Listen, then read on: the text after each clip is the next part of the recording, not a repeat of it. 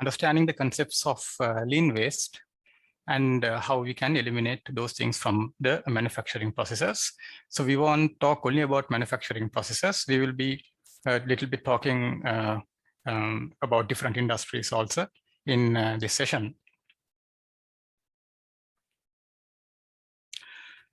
So the idea of lean waste, or this Muda, this concept, was originally founded in Japan. So it was in the mid of the 19th century. So mainly with Toyota Production and all the other companies. So they started to invest on these concepts, and that's how it starts. So initially it was focused only to reduce the waste in the manufacturing processes, so to increase the productivity. So, but today in the modern era, we see that these concepts have been adopted by different sectors. So mainly by the construction sector, then by the supply chain and the logistics sector, then by the packaging sector, then all this bakery and assembly processes, so like these food outlets and all. So all these places are now adopting the concepts of lean management and waste reduction because of mainly the effectiveness proven in the manufacturing sector. So this Muda, this concept or this waste actually does not add any value to the manufacturing process. So simply the consumer is not paying the money for these processes. So this is actually a cost. So end of the day, when we reduce this Muda, when we reduce this waste, we can reduce the end product of the, we can reduce the price of the end product. So that benefit can be given to the consumers, then we can give that benefit to the organization. So we can reduce the operational cost means. So we can do a lot of things with that money. We can invest on R&D. We can do a lot of things with that the money we are saving with this waste reduction. So there are 8 types of lean waste. So we will, without going all together, without learning about everything together, we will start with this example. So let's understand how the Muda is affected with the, or how this Muda works with this bakery industry or the production of bread. So this is a very common example. So we all know about bread. So this is the bread making process. So initially we will have the mixing process. Then we have the kneading process. So this means we make it, then we make the mixture soft, and then it is being put into the molds. So this is the shaping process, and then it goes to the baking. So it is really complex than this. So we are just taking the summary here. And then after the product is baked, so we can then pack it and or whatever, send it to the distribution networks. So now, if you take about the first Muda, so the first one is Muda of Transportation. So transportation means the movement of the finished products or the inventory or the work in progress that is happening either within the plant or within plants. Now, let's say in our bread making process, sorry, in our the baking, making of the breads. So now we need to buy the wheat flour. So that should come from somewhere outside Sri Lanka. So we can bring it from USA straight away. So it's 15,000 kilometers away from Sri Lanka. Then we can import it from Russia, which is 7,000 kilometers away from Sri Lanka. Or we can get it from India, which is like maximum 500 kilometers away from Sri Lanka. So each kilometer added to the distance, we need to pay the shipping cost. So end of the day, we have to add that value, add that price to the end product. So let's say if the end product of 1 kilo of flour from USA is around 300 rupees, we can get it from India for like 150 rupees. So that cost saving can be given to the consumer. So we can achieve comparative advantage with waste reduction itself.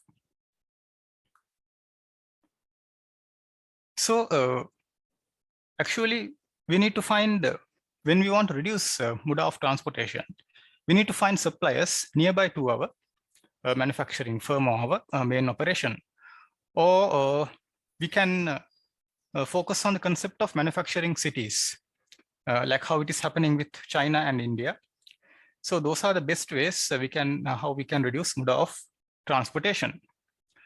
Then the second Muda is Muda of inventory. So this means we are having a huge amount of raw material in our warehouses, so in our stores department. So this is our inventory. So this is our production process. Now let's say we have tons of flour stored in our warehouses. So flour means it's money end of the day, and we are dumping a lot of money on our inventories. So that money cannot be used for other things of the company. So that's the problem with inventory. From one end, it's good because we can use that if there is some kind of shortage. So during the COVID time, inventories were really helpful. But the other side is it is a lot of money is associated with the inventory. Then mainly inventory will develop if you adopt a batch production of producing. So we need to produce a lot of products at a time. So for that, we need to have a lot of inventories. And then if you have unbalanced or poor production planning, then also you will see inventory will develop. So we can eliminate inventory mainly with JIT production. So this is just-in-time production. So that means we produce the products only based on the demand. So we won't talk about it very much here because it's a very big topic. So for our understanding, JIT means we are producing the products only if there is a requirement from the consumer. So we analyze the market. The market is always observed, and then the production is happening. Then the third form of Muda is Muda of motion. This means how the employees themselves move within the plant. So previously we spoke about the goods, the finished products or the work in progress. So here it is the employees. So for that, we will use a spaghetti diagram to plot the movement of the employees. So we will use a spaghetti diagram, and we can so likewise we can draw the lines, like from this is the workstation 1, then workstation 2, so workstation 3.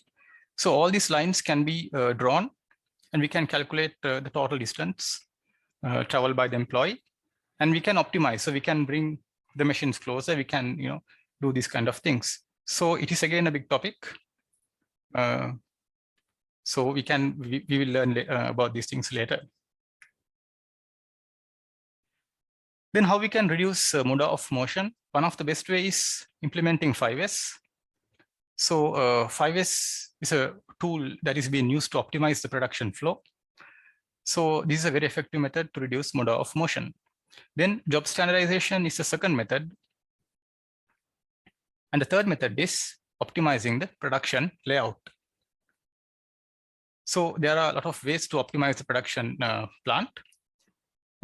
So again, that is also a very big topic. So for now, let's stick with this one. Then the fourth one is Muda of Waiting. So Muda of Waiting means there's a process needs to wait until another thing is until another process to process or operate. So if you take this example, so process 2 needs to wait until the process 1 is ready. So especially in the bakery operation, we will see a lot of examples like this, because if there is some delay in the mixing, then we cannot go to the next process, or where we can take it and put it to the molds. So that process will get delayed. So if there is some delay in the baking process, so we cannot ship the products on time to the market.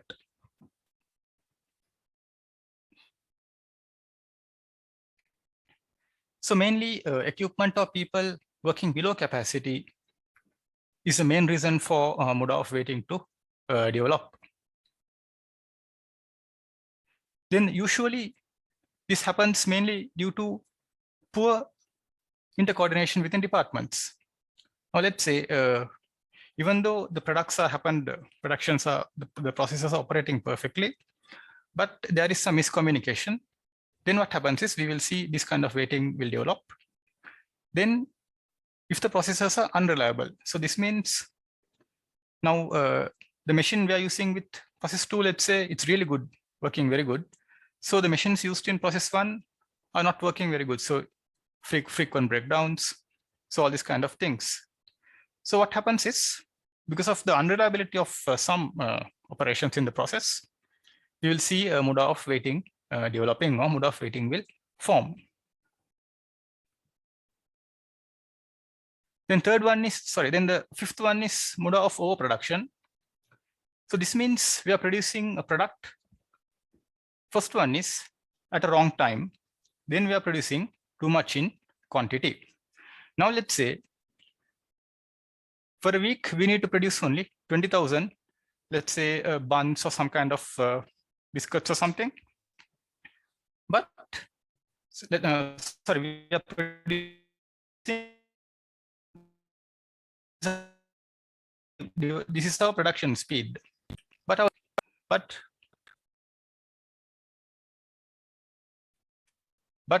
due to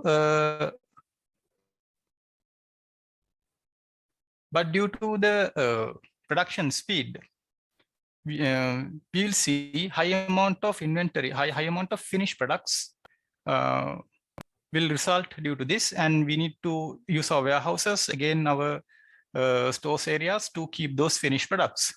Now, if it comes to the bakery industry, so we cannot store these products. End of the day, all this overproduction becomes a waste because we need to throw it. We cannot use it again. So overproduction is again a very big problem. But in some companies, they cannot stop overproduction, especially in some processes.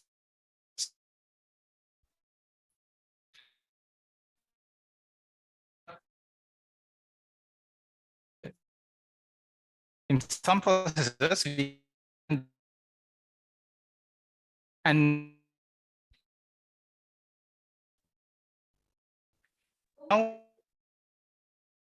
let's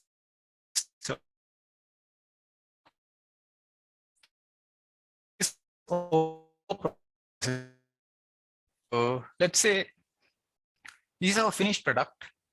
We just need to only add 2 value adding, but we are adding 4 value adding. Now let's say, for an example, if you take a painting of a car or whatever, usually if you need to add only 2 coats of paint, if you add around 10 coats of paint, so that is, we are just overdoing it. We're dumping a lot of money on it. So it's really a waste. So that is actually the meaning of overprocessing.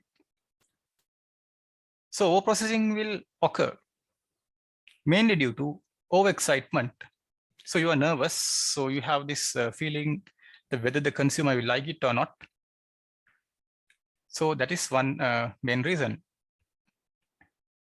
Then the second one is poor training provided to employees. And the third one is the process is overdefined. And finally, the consumer requirements are not properly understood. So this can be another main reason. Then the next is Muda of defects. This means the wrong products or the mistaken products produced during the manufacturing process. So these defects should be reworked before it is, integrated to the process. So this requires additional time, then material and labor. So this is all, it is money. Actually, the company needs to dump in money. So the best way to reduce this is increasing the reliability of the processors. So if it is machines, we need to use better machines, integrate TPM and all these kind of things. If it is employee-based, human-based, means we need to train our employees on the better ways of doing the product. Then we need to provide the job standardization and all these kind of methods.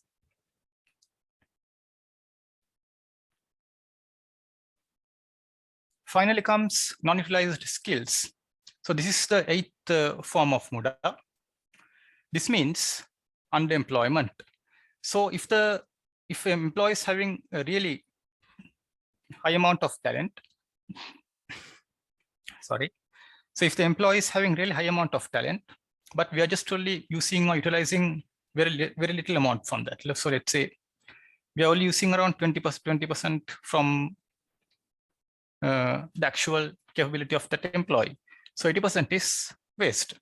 Or we are using that employee for some not related jobs. So we are using an accountant as a transporter or whatever. So there's a lot of issues with this thing, because there is a lot of employee disengagement happening with non-utilized skills with this problem. So employees will get angry with their employer and all these kind of things. So this is a problem that a lot of people are struggling to find a solution, mainly, especially in the Asian countries, because we have a lot of population and there are a lot of unemployed people. So this is very big issues in our production companies that we see in the Asian region. So that is a big issue. So theoretically, this happens due to hiring the wrong person.